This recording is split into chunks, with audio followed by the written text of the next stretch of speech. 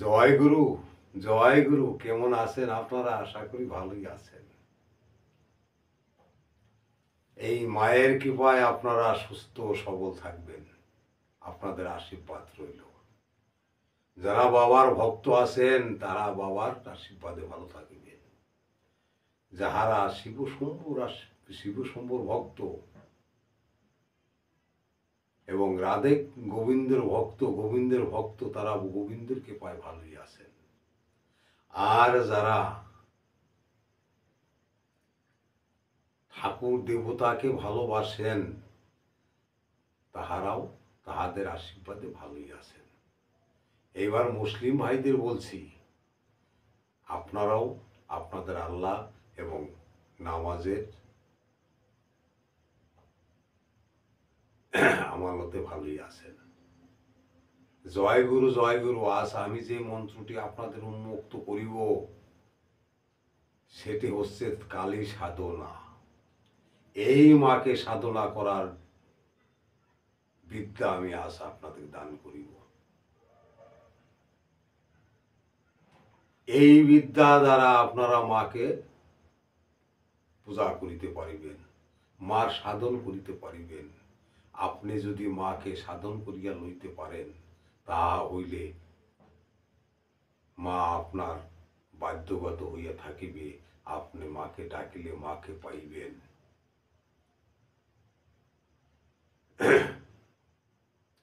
এই মায়ের সাধনা, এই মায়ের সাধনা 7 ভাবে করা যায়। একটি হচ্ছে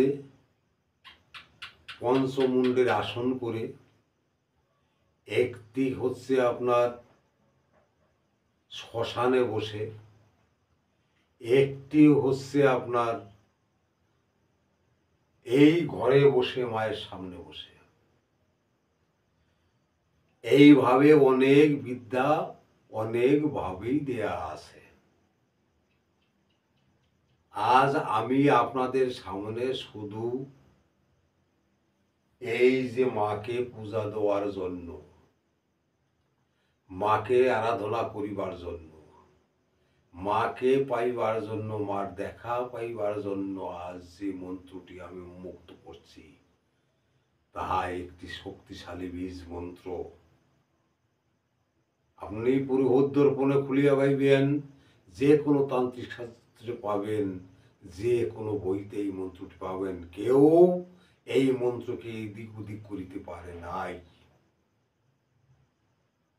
এটা মায়ের বীজ মন্ত্র দিয়ে আপনি মাকে আরাধনা করিবেন। ভিডিওটি বড় হইতে পারে, আপনারা মনোযোগ সহকারে দেখুন। ভিডিওটি কাটিয়া কাটিয়া দেখিবেন না, কেননা কাটিয়া কাটিয়া দেখিলে কথাগুলি আমার বুঝিতে পারিবেন না এবং গুরুতত্ত্ব থাকিয়া যাইবে। আজ আমি মাকে আপনাদের ঘরে পৌঁছাইয়া দিব। আপনারা যদি এই সাধনা মার করিতে পারেন, আপনি ঘরে বসিয়া, ঘরে থাকিয়া, মন্দিরে বসিয়া মাকে এই মন্ত্র জপ করিতে পারেন। এই মন্ত্র মা সন্তুষ্ট হন। এর উপর দিয়ে আর কোনো শাস্ত্রীয় মন্ত্র নেই, কোনো বইতেও নেই।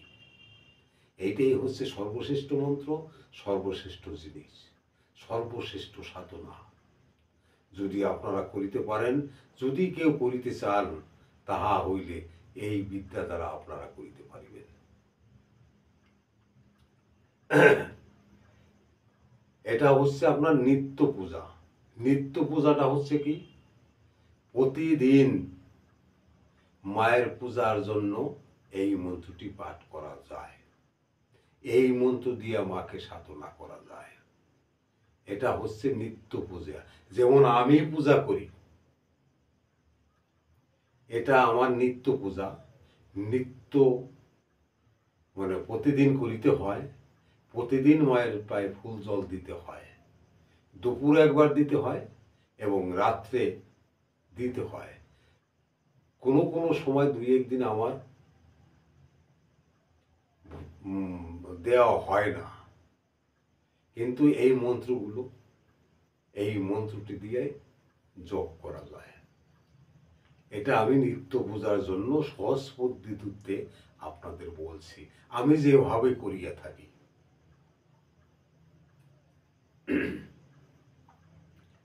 তাই এই মন্ত্রটি এতই শক্তিশালী, এতই তেজস্বী, আপনারা যদি একভাবে করিতে পারেন তাহলে মা আপনার কথা শুনিবে। মাকে আপনি যেভাবে পূজা দিবেন সেভাবেই সে খুশি হইবে। এটা হচ্ছে মা রক্ষাকালীর মন্ত্র, দক্ষিণাকালীর মন্ত্র। আপনার যে কোনো বইতে আপনারা পাইতে পারেন এই মন্ত্রটা। এটা কেউ ভাঙতে পারে নাই, আজ পর্যন্ত ভাঙতে পারিবে না। পৃথিবী যে কদিন থাকিবে সে কদিনও কেউ ভাঙিতে পারিবে না। এই কথা দ্বারাই তারা পূজা পার্বণ করিবে, কিন্তু কৌশলগত ভাবে, তান্ত্রিক নিয়মে আমি যেভাবে কৌশলগত ভাবে পূজা করি সেইভাবেই সে করিতে পারিবে। তবে যাহা হোক, আপনারা 108টা মালা ফুল নিবেন, রক্ত জবা, পঞ্চমুখী জবা ফুল আপনারা নেবেন। এইবার ওটা হচ্ছে আপনার মায়ের পায়ে দেওয়ার জন্য। কিন্তু মাকে যখন আপনি এখানে বসাবেন, যখন আপনি ফুল জল দিবেন, তখনও তো আপনার ফুলের দরকার পড়ে। সেই ফুলগুলি আপনি বেশি করে ফুল তুলুন এবং মায়েকে সাজান। আপনি প্রত্যেক দিন কিভাবে পূজা দেন, যে কোনো ভোগ আপনি দিতে পারেন।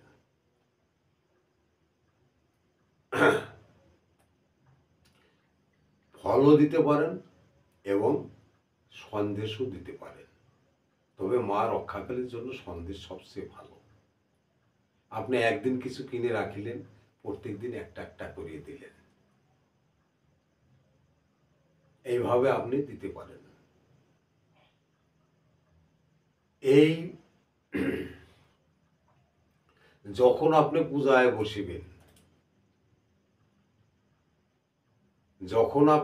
বসিবেন, বেদি সাজাইবেন, পূজার বসিবেন, আসনে বসিবেন, তখন ওই একটি একটি করিয়া ফুল মায়ের পায়ে দিবেন এবং মন্ত্রটা পাঠ করিবেন। আর যদি আপনারা শ্মশানে বসিয়া কাজ করিতে চান, শ্মশানের বসিয়া মায়ের আরাধনা করিতে চান, এক রাতিতে পাইবার চান, তাহলে আমি আর একদিন আপনাদের বলিব। আমি দাদা করিতে পারি নাই, আমি বাপ করিতে পারি নাই। শ্মশানে যাওয়ার আমার অধিকার নেই, এই জন্য আমি শ্মশানে বসিয়া মাকে আরাধনা করিতে পারি নাই। আমি যতটুকু পেরেছি আমার এই ঘরে বসে পেরেছি। ঘরে বসে আমি সেই পূজাটা দিই, সেই নিত্য পূজার কথাটাই আপনাদের আমি বলিব আর বলিতেছি। এই নিত্য পূজা আপনারা করিবেন, মাকে পাইবেন। সমিতন্ত্র মন্ত্র চ্যানেল থেকে আপনারা যদি এই মায়ের আরাধনা করতে চান, তাহা হইলে আমাকে অনুসরণ করিবেন। এই আমার কাছ থেকে একটি বাক্য মায়ের সামনে থেকে নিবেন, তাহা হইলেই আপনি পারিবেন। তার আগে পারিবেন নাই সাধন করিতে। শুনিয়া সাধন করা যায় না, আর সাধন কথা কেউ দেয়ও না। এই জন্য বলছি, আপনি আমার কাছ থেকে এই মায়ের সামনে বসিয়ে একটা অনুমতি নিয়েন, আপনি মাকে অবশ্যই দর্শন করিতে পারিবেন, যদি আপনি মায়ের ভক্ত হইয়া কাজ করিতে পারেন।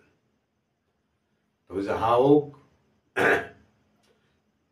সমিতন্ত্র মন্ত্র চ্যানেল সাহায্য করিয়া, আমার আশীর্বাদ মনে করিয়া আপনার ভিডিওটি লাইক এবং শেয়ার করিবেন এবং ভিডিওটি সাবস্ক্রাইব করিয়া বেল আইকন করিয়া রাখিবেন, যাতে আমি নিত্য নতুন ভিডিও আপনাদের সামনে উপস্থিত করতে পারি, ছাড়িতে পারি। তার জন্য আপনারা আশীর্বাদ করিবেন।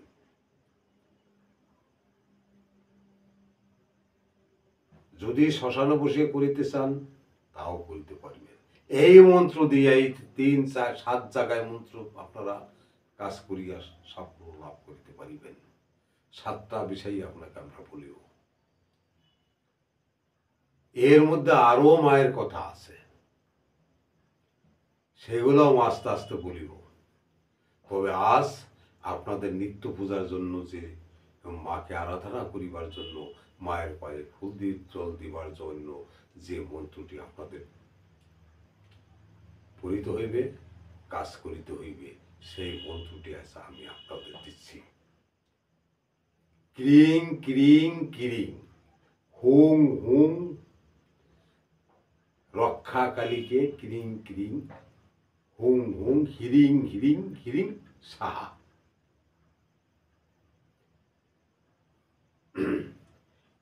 আবারও শুনুন, ক্রিং ক্রিং ক্রিং হুং হুং হুং হিরিং হিরিং রক্ষা কালীকে ক্রিং ক্রিং ক্রিং হুং হুং হিরিং হিরিং সাহা। এই মন্ত্রটি আপনাদের নিত্য পূজায় ব্যবহার করিতে হইবে। একবার করে মন্ত্র পড়িবেন, একবার করিয়া মায়ের পায়ে একটি করিয়া জবা ফুল দিবেন। একটি করিয়া ফুল মন্ত্র পড়িবেন, একটি করিয়া ফুল মায়ের চরণে দিবেন। এইভাবে আপনার 108টা ফুল দেয়া চাই প্রতিদিন। দেখে মা কোথায় থাকতে পারে, মা কত দূরত্ব আগাইতে পারে। যদি মা আপনার সঙ্গে কথা না বলে, আপনার বাক্য না দেয়, তাহা হইলে এই মাই আপনার দায়ী। কিন্তু কাজগুলি আপনার করিতে হইবে। অনেক পরীক্ষায় আপনি করিতে পারেন, অনেক পরীক্ষায় আপনার দিতে হইতে পারে এই মায়ের সাধনা করিতে গেলে। তবে আপনাদের পরীক্ষার সম্মুখীন হইতে হইবে। কেউ 1 জন্মে পায়, কেউ 7 জন্মে পায় না। মায়ের সাধনা এমন, মা যাকে দান করে তাহাকে হাতি দান করে। দেখুন মায়ের আশীর্বাদের হাত, ওই হাত দ্বারা আপনাকে যদি আশীর্বাদ করে, তাহা হইলে এই কাহারও শক্তি নাই যে তাহার আশীর্বাদ লঙ্ঘন করিতে পারে। আর যদি ওই বা হাতের খড়গ দিয়ে আপনাকে